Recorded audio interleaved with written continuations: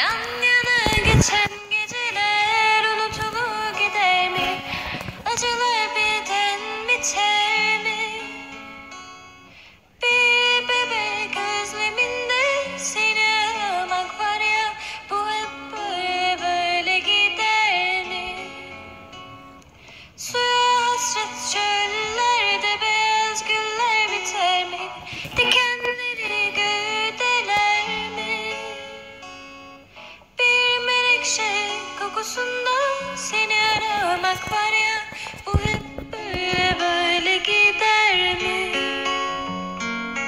Kendine iyi bak, beni düşünme, su akar yatağını bulur.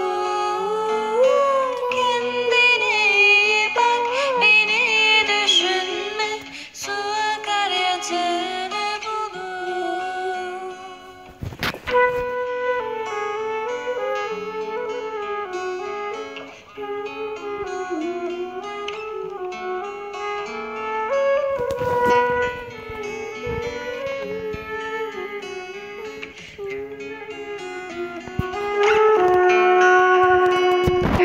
İçimdeki fırtına kar kurşunla diner mi?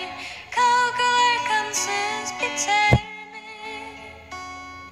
Bir mağaza içinde seni aramak var ya, bu hep böyle böyle gider mi? Şu kahve dünya seni bana düşman eder mi? Dostluklar birden biter mi? Bir kardeş selamında seni aramak var ya, bu hep böyle böyle gider mi? Kendine iyi bak, beni düşünme, su akar yatağını bulur. Kendine iyi bak, beni düşünme, su akar yatağını bulur. Ben videoyu kapatacağım. Şarkı da dinlemeyeceğim. Bildiğiniz oldu.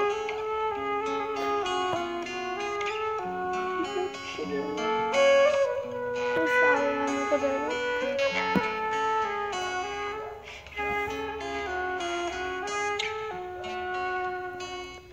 Kendine